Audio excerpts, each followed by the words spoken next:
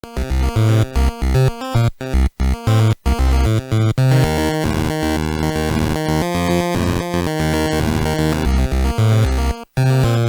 Superlight Blaster was made in 2006 for the Sony PlayStation 2 and was distributed by Topway.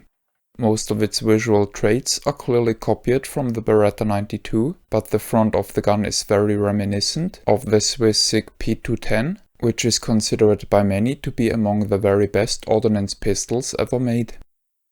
Many of the switches and buttons were put to locations where the Beretta 92 has optical features in order to hide the controller functionality somewhat and to have the design being less obtrusive.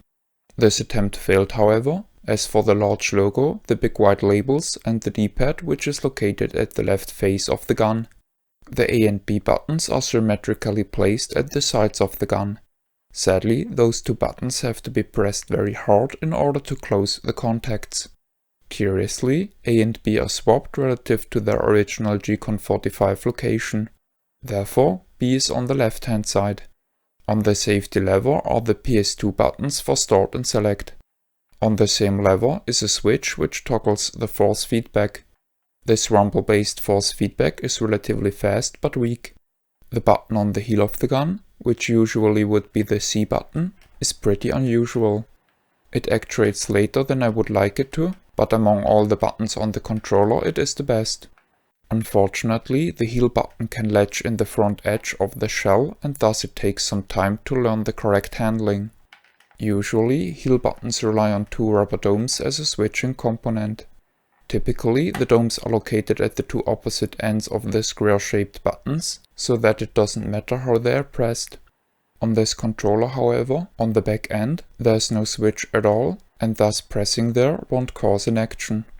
Even more curious is that in the front of the button there are two micro switches, which correspond to independent signal lines. One controls the A button and one controls C. If the user is careful, it is possible to just press one of the switches without triggering the other signal. Even though the original foot pedal uses a TS connector, it seems to switch both A and C. The pedal looks nice and relies on a clicky microswitch. The D-pad relies on 4 distinct clicky push-button switches and thus doesn't feel like a proper D-pad at all. Sadly, the inputs to the D-pad often aren't registered. The B button is surrounded by several mode switches. To its left is a switch that toggles the GunCon 2 compatibility. Below it is the fire mode switch. Curiously, the player can just choose from auto fire, auto reload and the combination thereof, but there is no normal fire mode. The capacity of the auto reload is 6 rounds. Right next to B is another controller mode switch.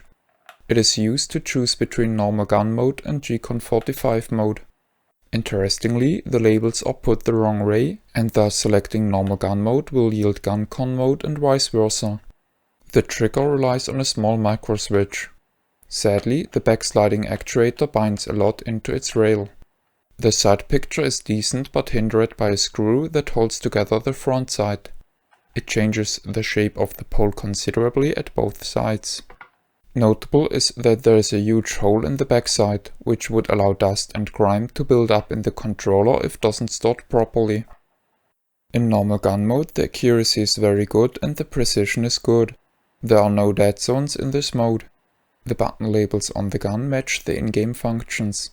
As for the quirks of the heel button and the pedal, the special shot is redundantly mapped twice. In both GunCon modes, accuracy and precision are very good. At the left hand side of the screen is a narrow dead zone, which thankfully is so thin that it shouldn't be much of a disturbance. The Superlight Blaster is the only light gun I'm aware of which looks like the SIG P210. The strong resemblance of the front portion is the only reason I got the gun and I don't regret the purchase. As a light gun, there are some severe flaws that will prevent me from actually using it, but overall I don't think it's a terrible controller. The box shows a very appealing photo of the Superlight Blaster, which gets reused several times. A Time Crisis 3 image and artwork of another game were utilized. Over time, the packaging of the controller changed quite dramatically. This is the end of the review. My name is Ben. I thank you for viewing.